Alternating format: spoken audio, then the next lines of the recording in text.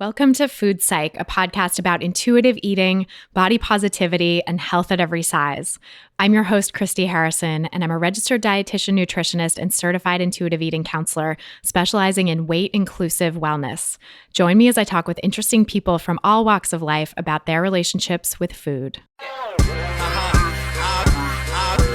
remember I was teething, little gums bleeding, cried every evening, it was all about eating.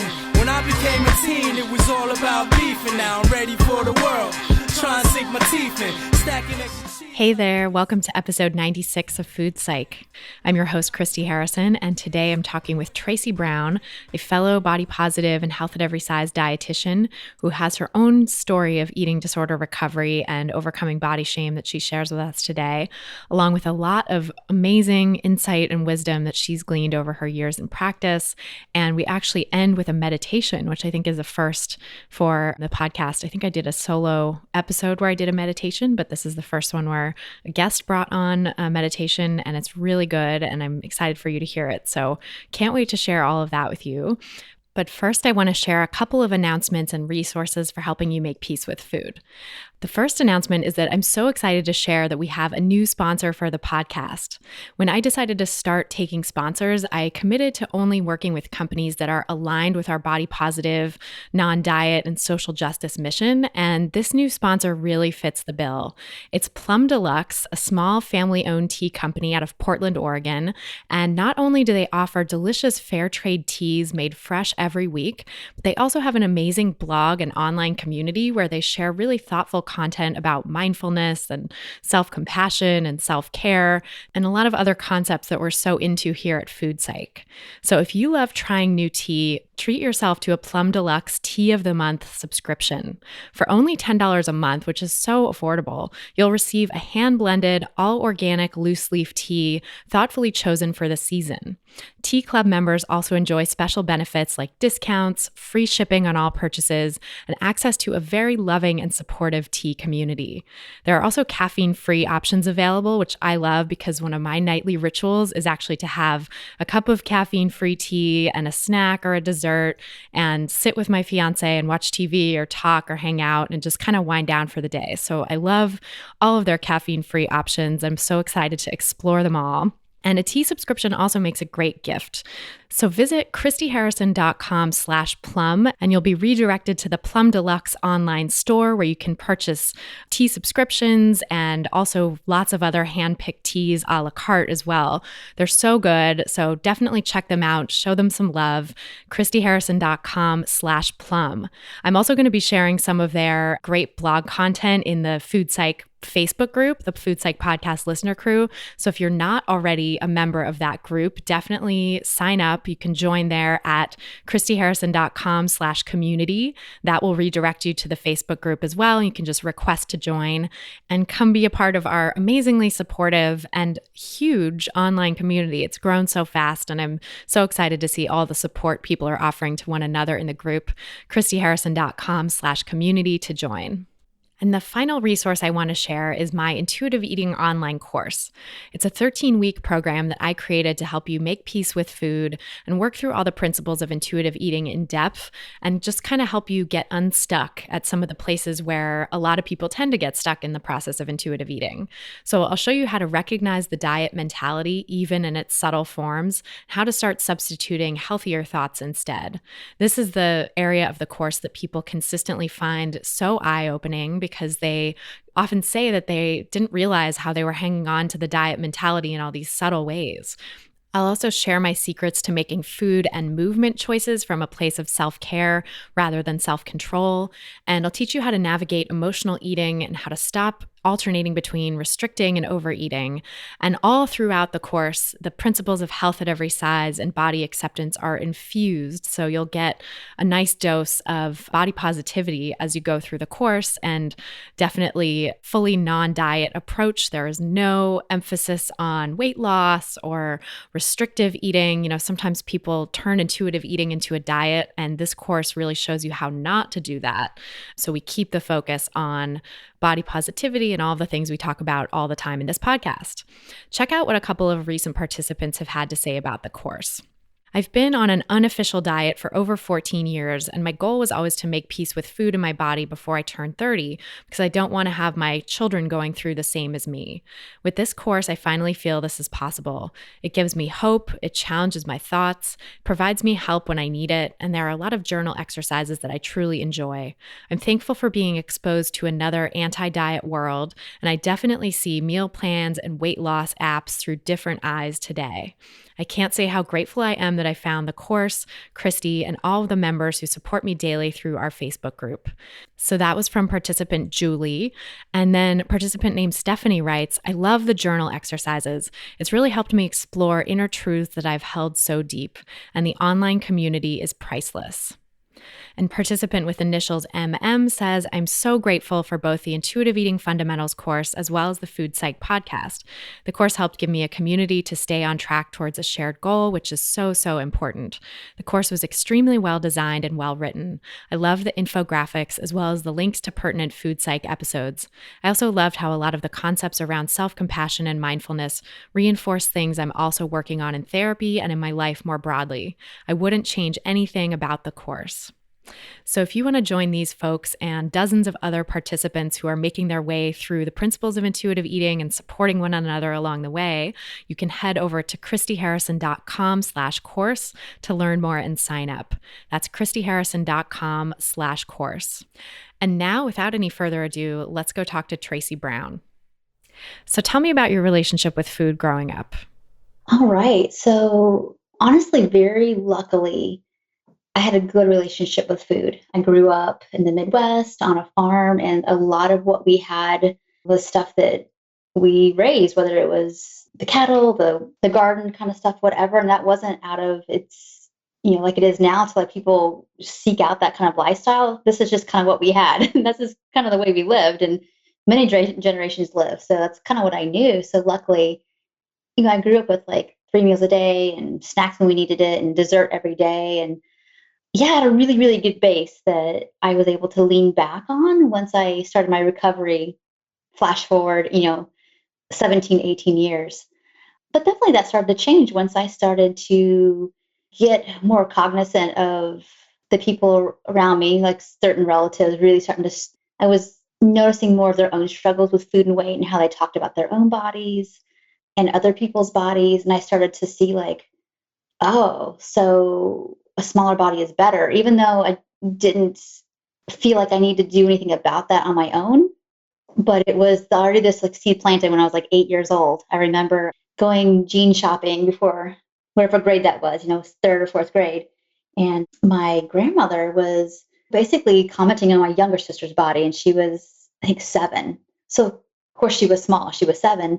And my grandmother commenting that, oh my gosh, she wears a and she has the smallest and slimmest like hips and butt, and going on and on about how great that was. And so here I am 2 years older, not wearing a even though I wasn't large, and thinking, oh my gosh, like I don't wear that. And that's a better thing to have. And that was my first memory of like, there's a better body to have. And, so it wasn't directed at me, but it was like the seed planted of bodies are a thing that you have to think about. Yeah. It's interesting how those messages creep in without people even intending it.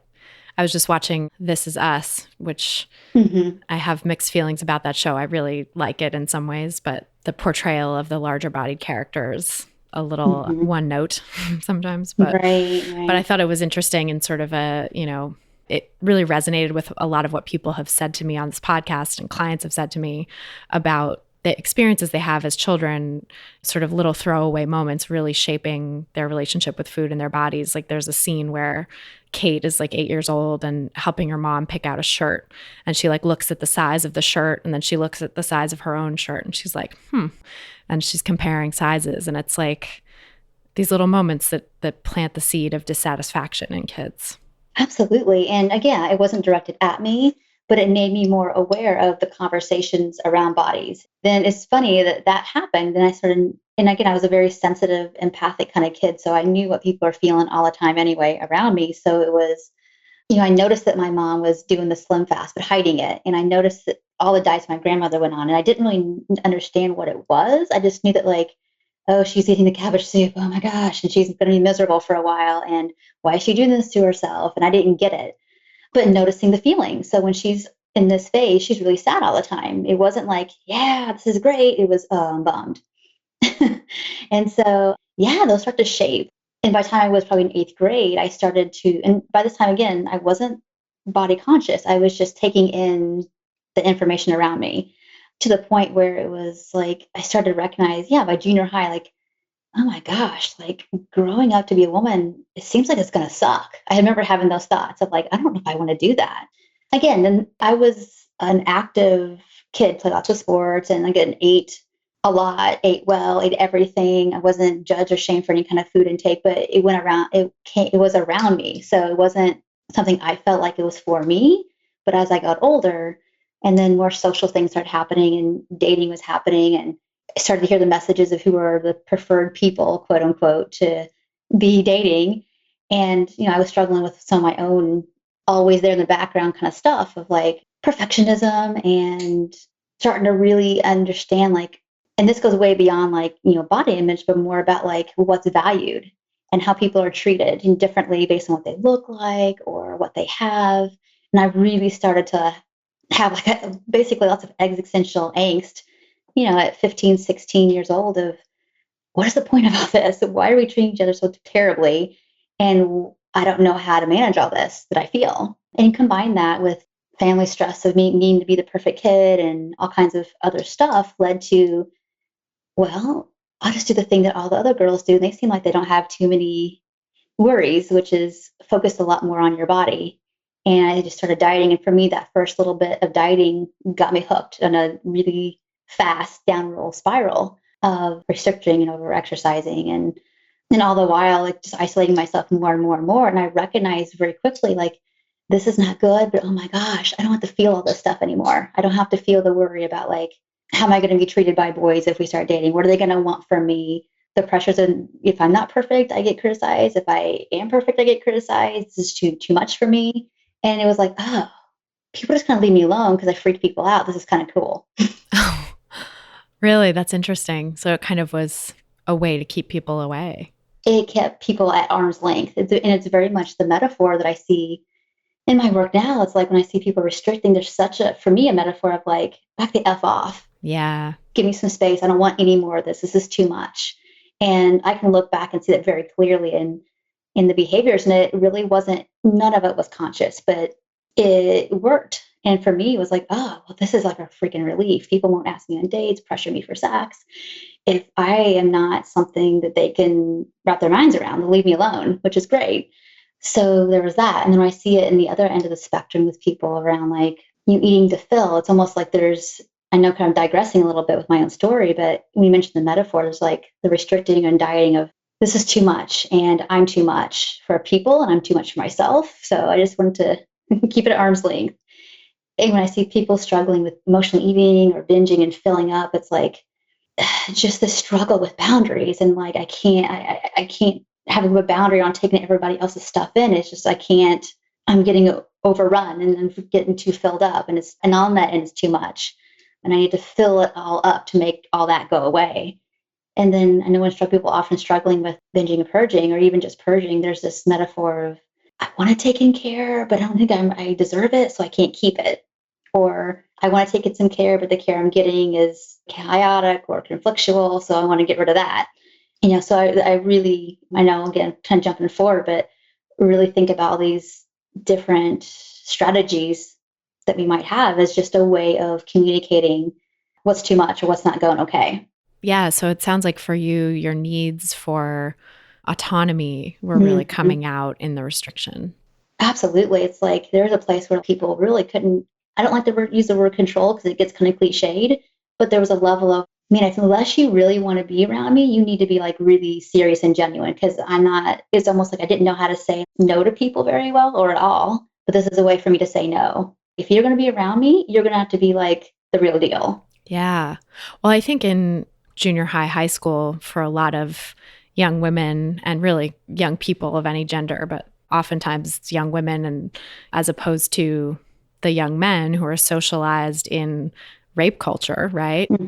To pressure people to take what they want, to not recognize or look for consent. There is a ton of pressure on young people in that situation, right? On young women in particular, like to go along with what is asked of them or to be popular, to date, to be with the popular guy. And I know in my adolescence, I definitely said yes or didn't actually say yes, but sort of consented by in sort of a nonverbal seeming way, I guess. It wasn't real consent, but it was going along to get along kind of thing. Right. To things that I didn't really want to do, but there was nobody talked about it. Right. Nobody really expressed what that was, or even adults in my life who might have said like, you can say no to things you don't want to do. I was like, you don't know what it's like.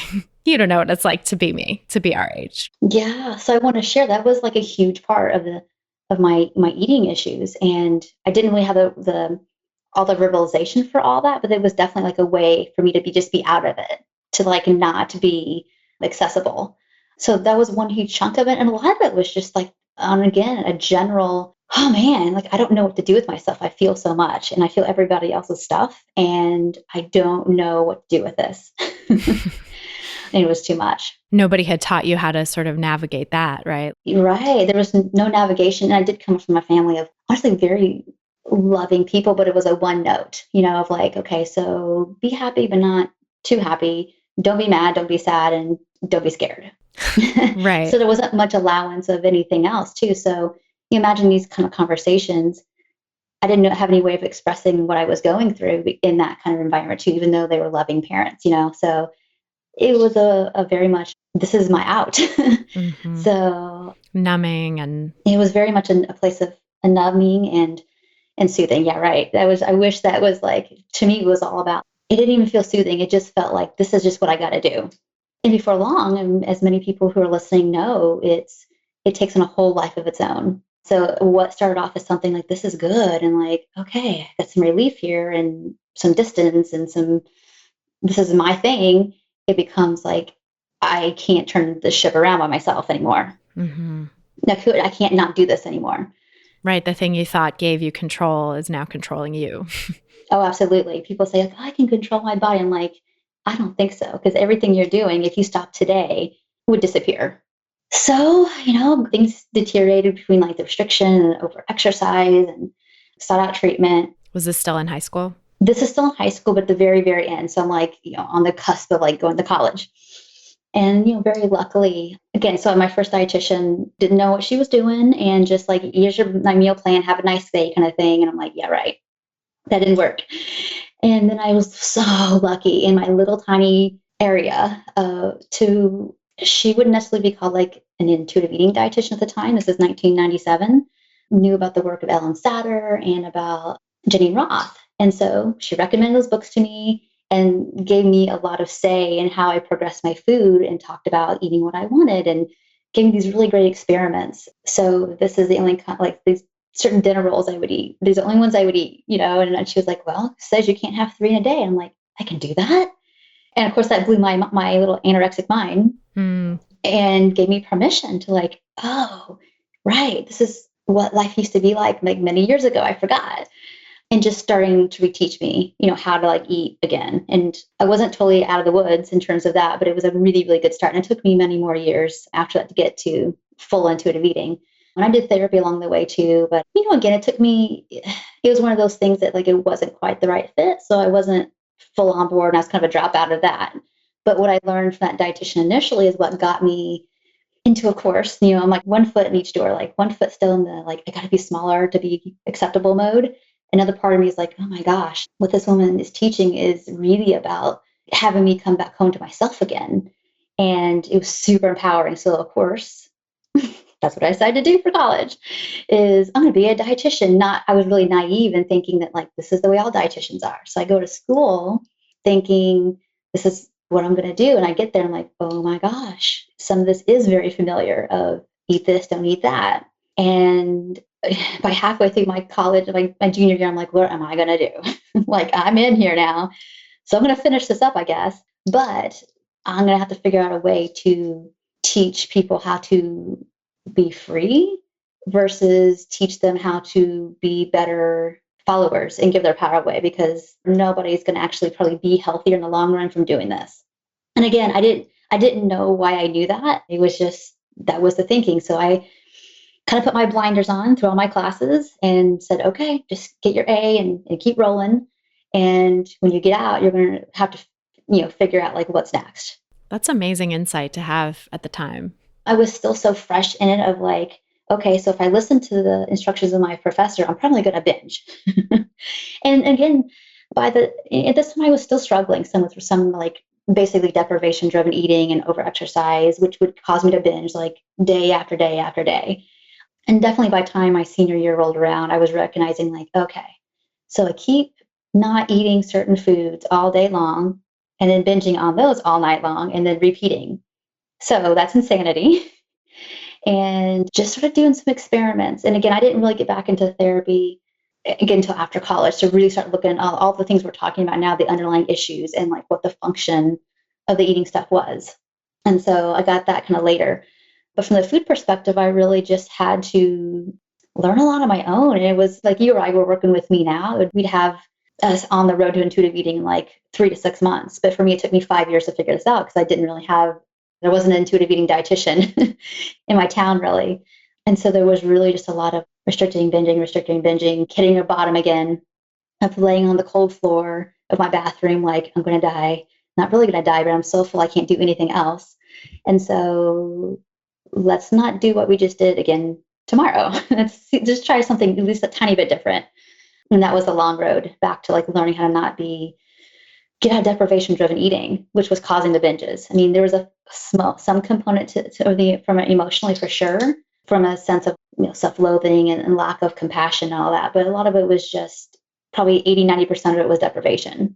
Yeah, I see that with a lot of people, and that was my experience as well. Mm-hmm. People want to blame the emotions for the eating, but actually sometimes the emotions are coming in part from deprivation. Oh, absolutely. Like how much sadness and barrenness comes from the thinking that you can't eat your favorite food or eat what you want. I mean, think how sad that would be if you told somebody else to do that and how worthless they might feel. You're inflicting that upon yourself on a day-to-day basis. Yeah. So, of course, you're going to have some emotion from the deprivation, but that's not always part of the initial driver. But the biologic drive is going to be so strong just to get your calorie needs met. And if you add on top just the emotional deprivation, you're going to binge. It's just like you can't get around that. Yeah. And it's actually your body's way of trying to look out for you. Absolutely. It feels uncomfortable and it feels out of control, so I empathize with people who are doing that. But I think as a part of the restrict binge cycle, which really I think most to all binge eating has some element of restriction in place beforehand. Yeah, Christy, I don't know about you, but I rarely work with anybody with binge eating that doesn't have an element restricting in there. Same. Even restrictive thinking. Like I have a client and I'm looking at their food and it looks pretty good and they're still struggling with, maybe it's not every day, but it's a couple times a week and there's still some binging and it's not as severe as it used to be, but it's still there. And we really delve into the thinking around these meals and what they're choosing. And you see it in there, like the diet mentality is still there. So of course there's still that background noise of like, you can't, you shouldn't, it's not for you. You can't, it's not okay. And of course, eventually we're not going to tolerate that level of being smushed down, even by ourselves. Yeah, that's well put. Because it's in the diet mentality. That's why it's called the diet mentality and not just dieting, right? Because so many people don't actually diet, aren't actually quote unquote on a diet, but still operate mentally as though they were dieting. And that can take the form of just like, no, you shouldn't have this. You should have that instead. Telling yourself those things throughout the day. That adds up. That has consequences. Yeah. And I'll kind of use that as an example later on. We talk about some of the somatic work that I do, but that all builds up emotional pressure in our bodies as well. So I think that's what causes a lot of that. So absolutely. Yeah. So to kind of like go back, it's like I just remember, okay, getting my first job in a kind of clinical settings. I just needed to get a job. And on the side started doing, pretty immediately started working with a mentor that, oh gosh, I did supervision around like, really jump right into as far over as you can go around health at every size and body image work and decoding I feel fat thoughts and feelings. How did you find out about that? How did you connect with someone who did that work? I was still in college and I read a SCAN article and she talked about intuitive eating. The sports cardiovascular. Yeah, and I was into all that at the time because my background is sports. So I was reading this and like, okay, I don't know who this lady is, but I emailed her. And so she's like, well, good luck with that. I don't know anybody who does that training. She wasn't offering at the time. And so it's funny. So I'm in Illinois. She's in Florida. I moved to Florida, I don't know how many years later, goodness, 5. And I moved closer to a town where she was. So again, it's one of those things I was Googling like intuitive eating training, or again, this is like 2003, 2004, again, so a long time ago. And I knew that she was close to me, so I emailed her again. Oh, well, good luck with that. Then I finally moved to University of Florida in Gainesville, where I lived for a really long time. And I had 2 or 3 separate interviews for a job at that campus for their student wellness. And this woman there, my mentor, was like a very part-time worker, kind of, again, trained the dietitians there on the campus. I went in for the interviews. They all loved me. I had these full day interviews, and I didn't get the job for like 3 different times because I didn't have a master's. And that's kind of like their whatever requirement, even though it wasn't necessary for what I was going to do. But anyway, with all those interviews, and I talked about like diets don't work at a time when like, I don't even know why I was saying these things. I just knew I had to say them. So I knew it was one of those things like, what am I saying? Crap, what am I doing? Because that wasn't the conversations that people had as a dietitian back then. Like, I don't really put people on diets. I teach. And by the way, at this time, I wasn't really working much in private practice, just like a few little clients along the way with my clinical dialysis job. And I just kept using this talk that I didn't really have a framework or a language for. And then after I didn't get the job the 3rd time, like the 3rd different opening, she contacted me and said, hey, will you work for me? And that's how it started. And I did like, oh my gosh, basically another master's degree with her of learning for 3 hours a week for like 3 years of supervision. Wow. And seeing clients of like role playing and everything you can imagine, learning how to sit with difficult emotions in sessions. That's amazing, because that's the kind of experience a lot of dietitians don't get just in Yeah. our regular training, right? We have to seek that out as private supervision. Yeah. I want to tell people like it's thousands of hours and thousands of dollars, but it's one of those things that like, it's just the only way I know how to operate, basically from long ago, from my own experience of really trusting that everything that I went through with the eating things and everything that I learned in school just was so out of alignment with really how I felt like we needed to be fully trusting ourselves. And if you really if health is really your goal, then you are the master of that. And you are the one that has the most internal wisdom. And there's one thing to be said for learning some stuff about nutrition, and that's great. But taking it from okay, my body knows best approach, and how does this information, or maybe some of these experiments with my food that I might do with myself, what is the feedback I get versus taking it all in from the head perspective and leaving out your body. Mm-hmm. Yeah, that's so important to be able to reconnect with your body and use its wisdom. Mm-hmm. And fascinating that you were able to come to that really it sounds like from your own experience, right? Like what you went through in your recovery kind of helped set the stage for that. Absolutely, because it's like, I read the book Intuitive Eating, but it was kind of already after I had honestly recognized from my own torture, to be perfectly honest, of like just noticing like, okay, here's the thinking I have all the time. And by the way, this is past like really some of the deeper parts of the eating disorder. This is just like me being a regular person who has body dissatisfaction and taking in kind of the stuff that was in our environment around like good food, bad food. So I would do all the things that you're supposed to do to avoid the bad food and eat the good food. And then it would cause all these problems of deprivation and obsession. And I'm like, okay, wait a minute. Okay, how do I compare this with when I was 5 and I was 10? And it's like, I ate all the bad food and all the good food, quote unquote. And when I ate that all together, like I wasn't obsessing and I wasn't binging and laying on the floor in misery, thinking that like if I get bigger, then my life is over. Mm-hmm. That wasn't happening then. So what is happening? And I really just started doing these, if you remember Jeanine Roth's book, how she did these experiments on herself of like, I'm going to eat cookie dough until I can't eat it anymore. I did honestly similar stuff to that. And that's kind of how I learned, to be perfectly honest. And then when I started reading these other books that were coming out in the later 2000s, like, oh, so I don't have to be as extreme with my experiments to get the drift here of learning how to eat from hunger and fullness again. But that's how I learned. And then when I started to do the training after, I've been working for a while, it's like, oh, now I have language for this, health at every side. Now I have language for what I'm doing, intuitive eating, and doing my own therapy at that time when I first did that training to really kind of heal up a lot of the past, everything I talked about at the beginning of our talk, going through all the stages of like grief and anger and all those kind of things of like how those things were influenced, how the culture has influenced me, and how I didn't know I was giving my power away, but I was, and how to make peace with all that.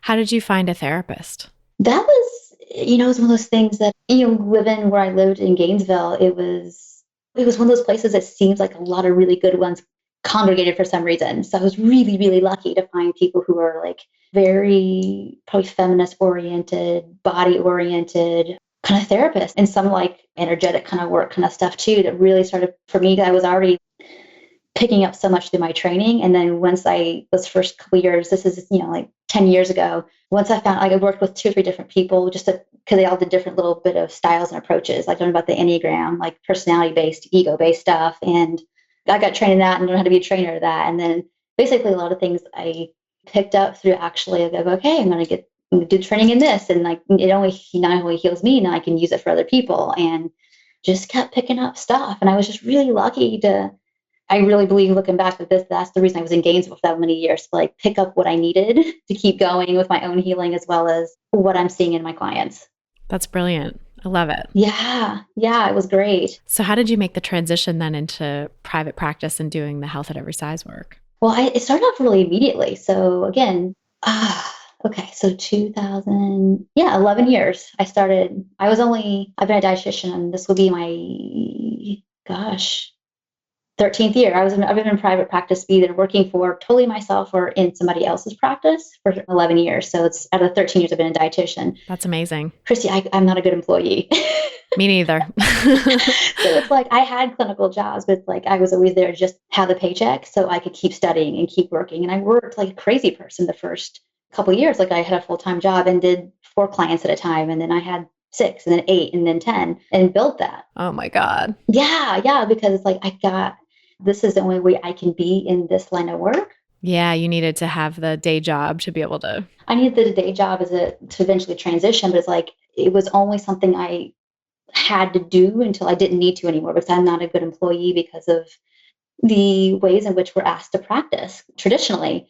And for me, it's like I'm super full on and super passionate. So it's like if things feel like out of alignment, again, because I'm so empathic of what's happening around me, it's like, ooh, this is good. This whole system here is not working. And I'm using my hands as I'm talking here, because it's like I would find myself, I need to get out of here before I blow it up, before I get fired, basically. Yeah, by doing like stealth health at every size, or not so stealth health at every size when people want you to do weight loss. Exactly. So I just I got to get out of here before I get fired.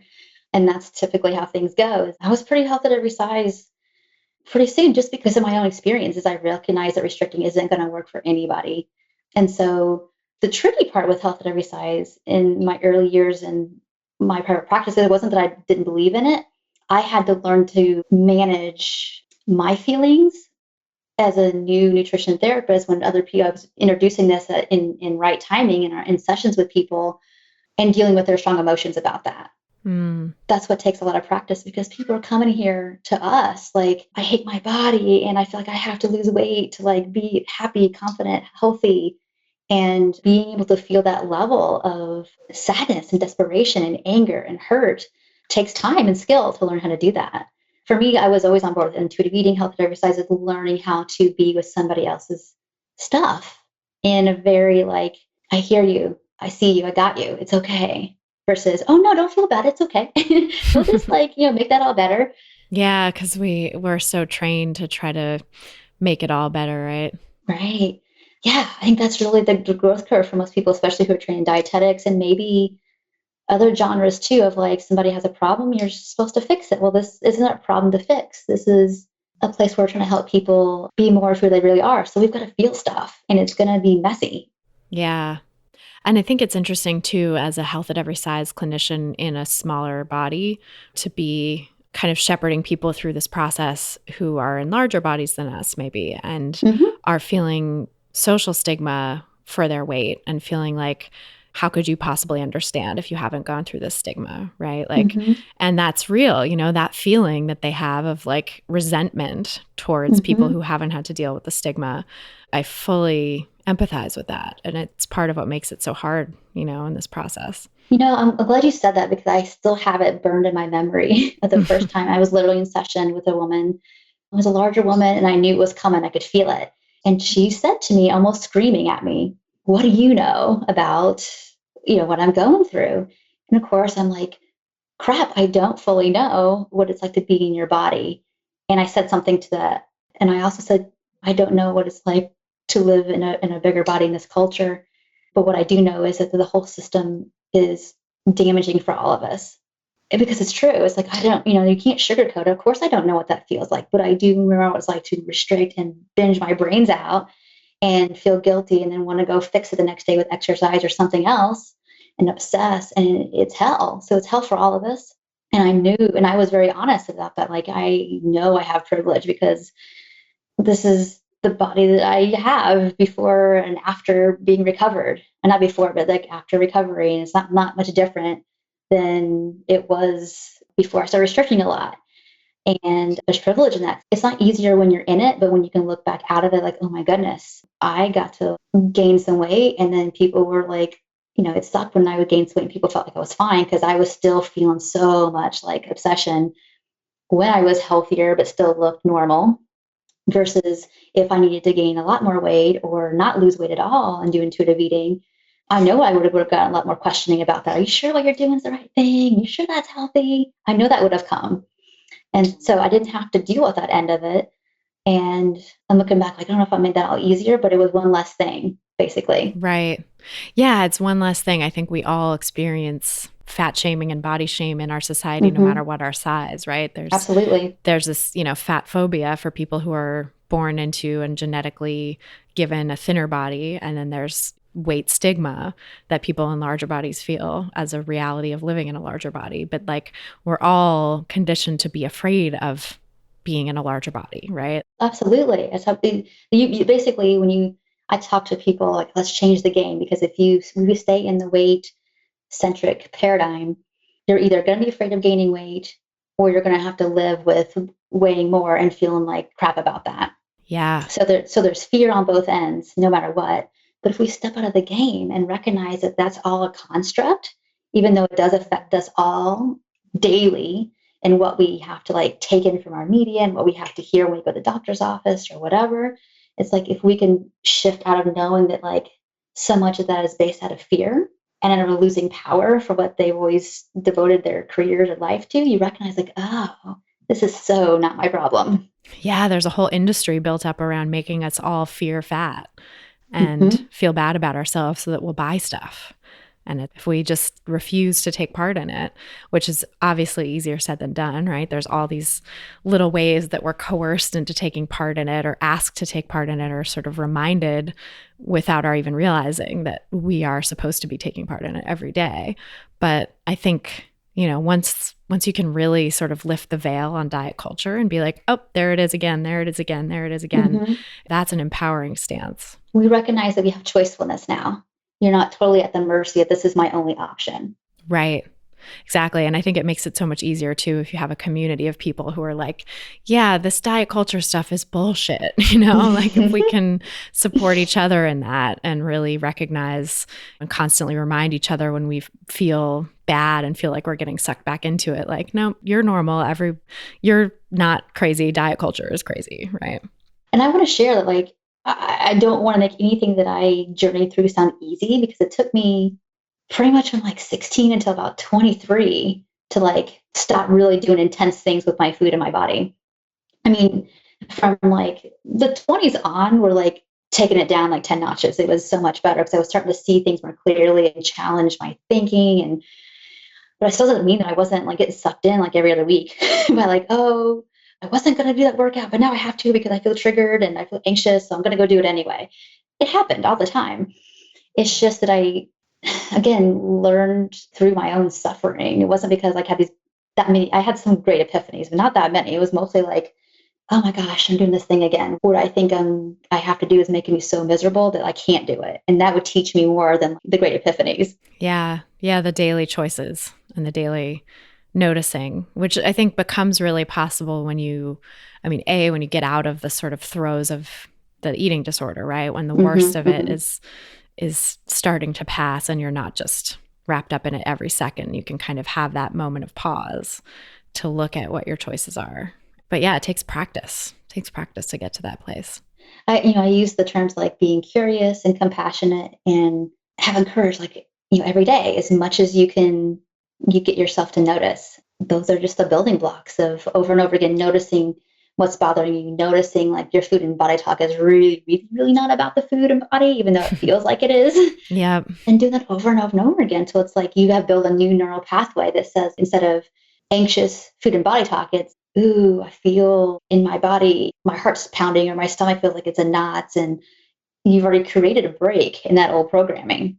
Totally. It's not just sort of one-to-one connection anymore. It's like, here's actually what I'm feeling. What could this be about? Because, yeah, food and body thoughts are rarely about food and body alone. Right, exactly. I would say, like, I keep thinking, is there ever a time? I'm like, is it 99.9% or is it exactly 100? I almost think it's 100%, like 100% of the time when we're thinking, oh, I should eat healthy. Like, what? The broccoli just didn't make me feel healthy. So, right. What is that coming from? It's what not is about that? health, right? It's, Right. What yeah. is that? It's like you don't feel healthier when you eat broccoli. No, you don't feel really much of anything unless you ate too much of it or whatever. Right. It's coming more from fear. It's coming more from thoughts which are connected with, like, well, sometimes it could be from the body first, like emotions that get to the thoughts that make you think that those feelings are dangerous. And then you get revved up into like, okay, so how do I get rid of this feeling? And oh, it has to be about the food because I just ate that broccoli, right? Mm-hmm. Yeah. Or like we come to associate fullness with scary bad because it's associated with weight gain and that's stigmatized in our culture, or it's associated with discomfort and unsafety. And so we sort of put a lot of labels and a lot of emotions onto what we feel in our body instead of just being like, I'm full, or I need to stretch, or I'm really sore and tired and I just need to lay down. Like the sort of more simple assessments of it. It's like we layer it with so much judgment. Yeah. So the first there's that value judgment of fullness. And so the next, like, well, oh yeah, there's fullness here. And so what's inherently wrong with that? And of course, we know nothing if we step out of diet culture. Yeah. And then we start to get like, okay, I'm feeling really full. And if this is not, is this all food? Yeah, I think so. Or no, what am I feeling full of? Because this is not all food right now. Yeah, that's interesting. I mean, that's like the fun, good, juicy stuff of getting further along in this journey of being able to like knowing, okay, where these body sensations come from. And as you get better with intuitive eating, like, okay, how much is the food fullness and where is this other stuff? Like, well, where is that in my body? Is that in my stomach or is that somewhere else that's making me feel like I'm having thoughts that this is about the food, but wait a minute, I just ate this much. And this is about what I typically do eat at lunch. And that's no more than usual. So what's up? Like, what am I more full of? It ain't the food. Right, totally. And I think, yeah, the layers of judgment on it too, like feeling more full on the same amount of food, it must be, that's bad. There's something wrong with that, right? Like judging yourself about what you perceive, or increasingly, I think in this society too, like, I'm feeling bloated. So what am I intolerant to, right? There's that way of taking it. I'm so glad you mentioned that because, again, we haven't talked too much about the somatic stuff, which we'll talk about in a second, but that goes along with this for me around looking at basically, if you believe that you're intolerant to something, that could totally be true. But if you have, like, again, a value judgment around that or attachment to like that meaning something about you, if you do eat this kind of food or you don't eat this kind of food, then of course you're going to feel more feelings about that. So, really cleaning that up of like, okay, so what is really the food? And again, this is, if I feel like that I'm going to be, this is the newest health thing and this is what I should be doing. If I'm not, then I'm not eating healthy and then I'll get judged. You're automatically going to have feelings about that. That are likely going to live in your gut, right? That live in your gut, live in your throat and your ability to swallow something. I mean, I see that all the time, like my throat's so swollen, it's so shut and tight. And I just ate the thing. I'm like, well, okay, what else was going on around eating the thing? And we have them look at like their day, their thoughts, what just happened. And almost always there's like, oh yeah, I started thinking of that thing. And, their sadness is living there or their terror is living there. And being able to do some other strategies for that. And then, once they eat the food again, it's like, yeah, that didn't happen this time. Yeah. It wasn't actually about the food. It was about how you were relating to it or how you were feeling Right. before you ate it. Yeah. I think that's so important to do that investigation. Yeah. So speaking of which, can you tell us a little more about the somatic work you do? Like what is, first of all, just define somatic for us, for anyone who doesn't know. Yeah. So somatic just means in or of the body. So we all have felt experiences of most things. And I really have come to believe that like, emotions are in our bodies. And a lot of times visually seeing something, a feeling can happen before you even have a thought about it versus the thoughts and the feelings. I think it can go both ways.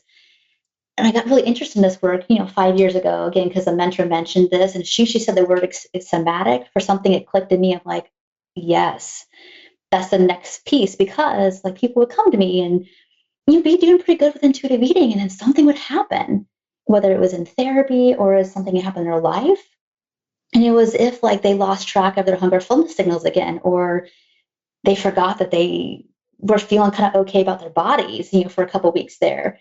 And I was like, what is happening? There's amnesia going on. What's going on? And I didn't understand until the last couple of years when we get in fight or flight, fight, flight, or freeze, we don't have access to the things we've learned in our mind, or like our more like the newer parts of our brain that like, how with the memory and the emotional education and problem solving and all that, we kind of get stuck in this. Right. Cognitive processing. Yeah. We can't really do much cognitive processing. We get stuck in like this old early part of our brain. The lizard brain. Yeah. The lizard brain that's just all about survival. And so I started getting really curious about like when people were getting in these, life situations that cause a lot of stress, or they're doing really deep work in therapy that was maybe some trauma work and some trauma resolution. It's like their food would get really difficult for them again. I'm like, we've done some of this already. Like, what's up? And so my role started to be around like supporting maybe the work they were doing in therapy around holding space and learning to really just go back to the basics of getting enough to eat or not binging, and then learning how to just find somewhere good they could be in their bodies. Because if everything was feeling so activated, they really just couldn't use some of their skills they had learned.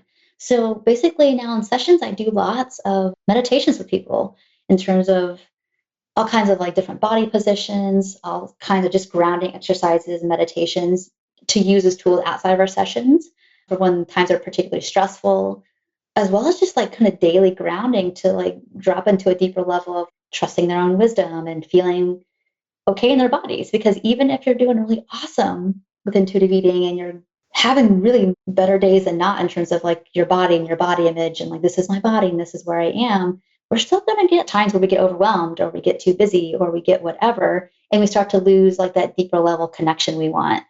So it's just a really beautiful little adjunct to, and it really reinforces and supports the intuitive eating. So yeah, I just do a lot of that in sessions now too, and it brings a lot of support to people.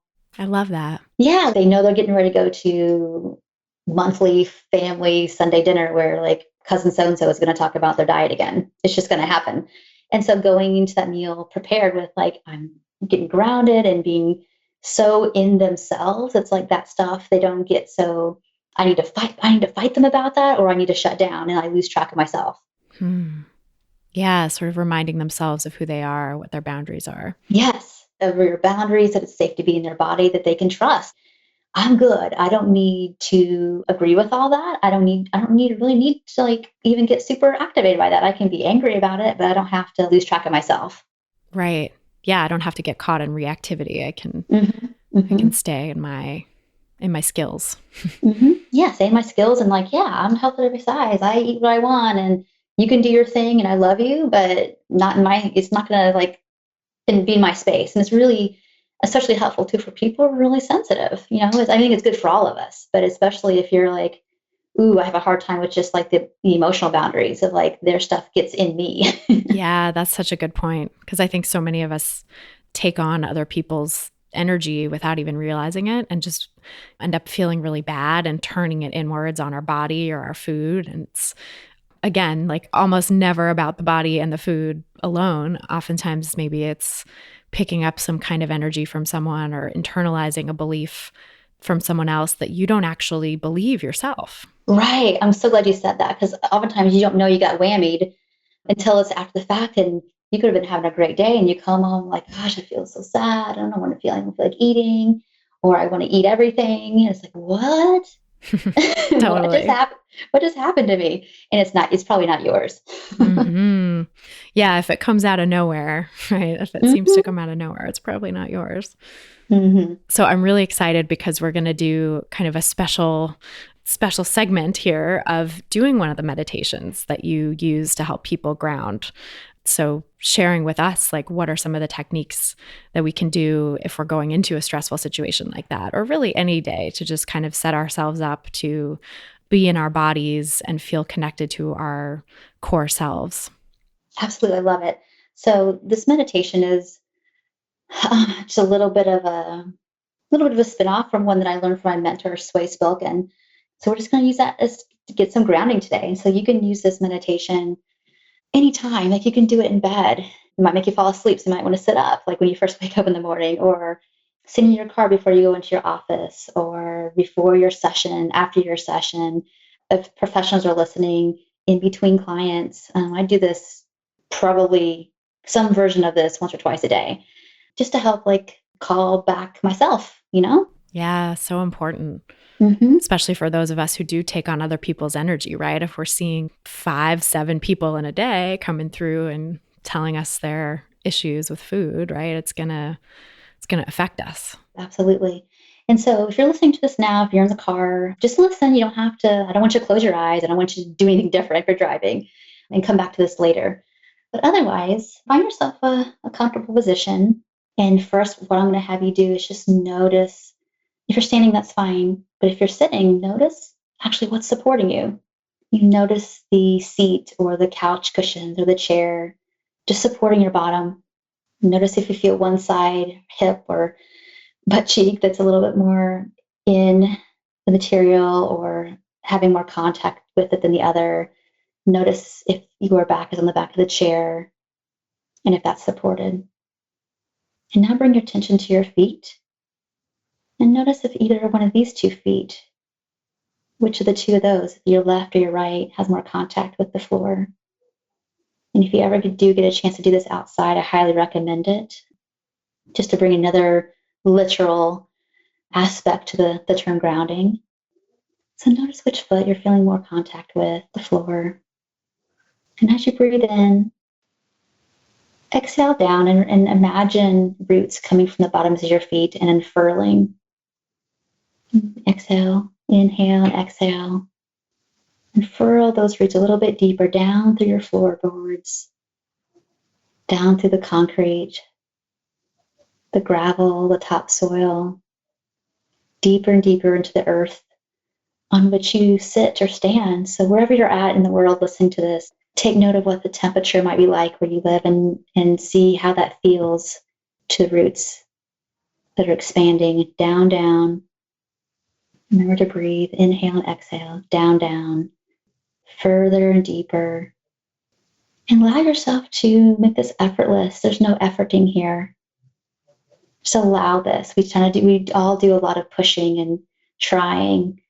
Allow yourself to do what is actually very natural for us, which is to be grounded, even though we've all lost contact with that, learning how to be. And as you breathe, notice if you get to a place where you feel like I've hit the center, and plug in, center of the earth, center of whatever it is for you, down through the layers of soil, and plug yourself in and allow yourself to feel what you feel right now. It might feel a sense of steadiness. You might feel your legs feeling heavier. If there's any part of that feels uncomfortable for you or feels scary, let yourself off the hook for that, and remember that you have all kinds of flexibility and that you're safe. And that this groundedness can walk with you wherever you go. You're not stuck and you're not trapped. Stay with this as much as you like, for as long as you like, and just give you a couple more seconds here to notice what it feels like to be rooted into this moment. If your brain wants to have any comments about this, or you're having a hard time getting into it, that's okay. Just come back actually literally to your feet and notice the sensations. And when you're ready, you can either, if you had your eyes closed, you can open your eyes. If your eyes were open, just bring them up towards more center and just notice the sensations you feel.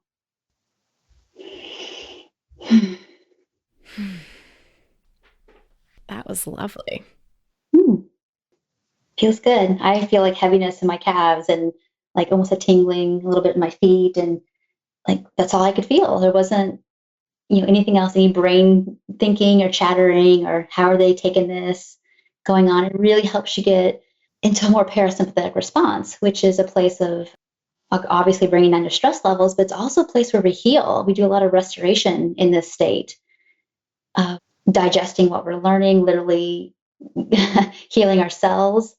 And so it's a lovely practice to get into, and you don't have to be good at it. That's not a requirement. It's just more about again, like building new neural pathways. It's more about the act of practicing it will make it more effective.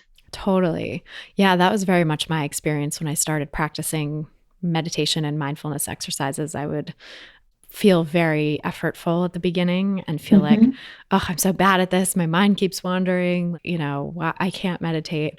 And fortunately, I had some good teachers who were able to point out that that happens to everyone and that the practice is in the coming back. So our minds will always wander, right? We all kind of get pulled away by thoughts, but the true practice of meditation is just about noticing like, oh, there goes my thought again. Let's come back to the breath, or let's come back to the feet, or whatever your focus is for that meditation. Just kind of like, oh, there we go again. All right, let's come on back, and sort of compassionately bringing yourself back to the present moment, which has so many implications for self-compassion in general, right? Like being able to model that kind of talk for yourself of like, oh, I've drifted away from my goal. Let's just bring it back. There's no judgment. There's no shame. There's no stigma. It's just what it is.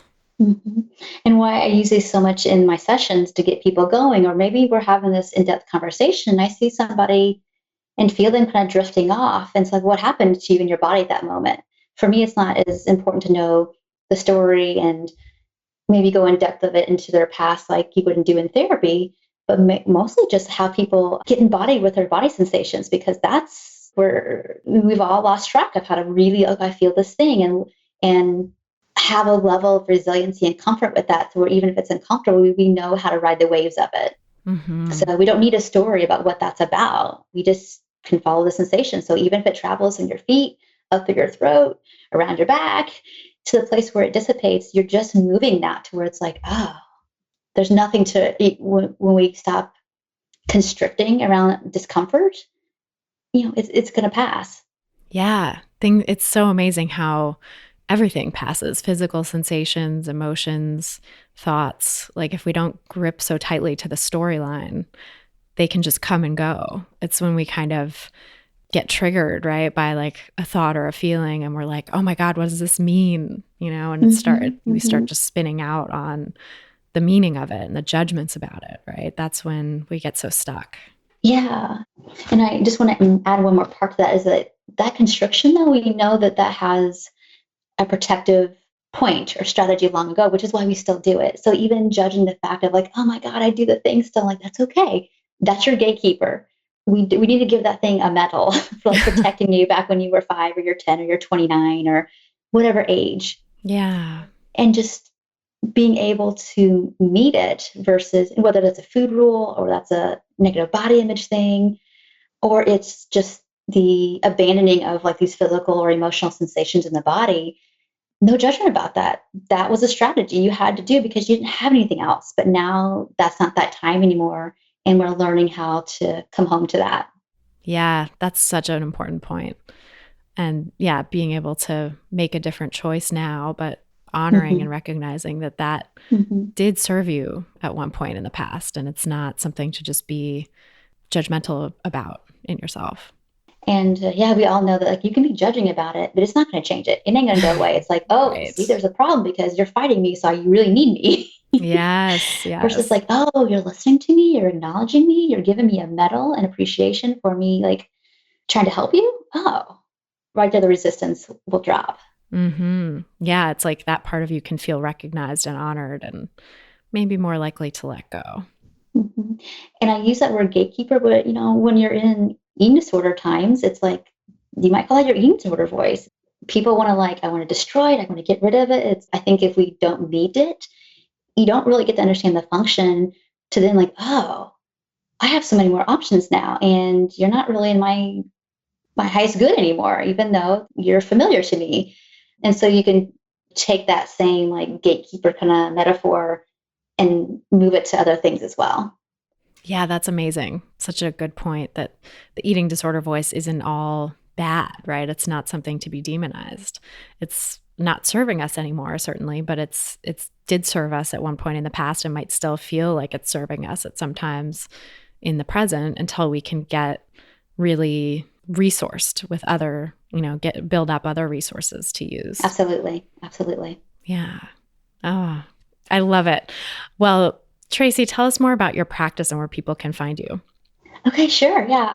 I do intuitive eating and somatic body image coaching all over the place. I have clients. It's so cool. Oh my gosh, that we can reach each other like all over the world in person in Florida, nutrition therapy here in Florida as well.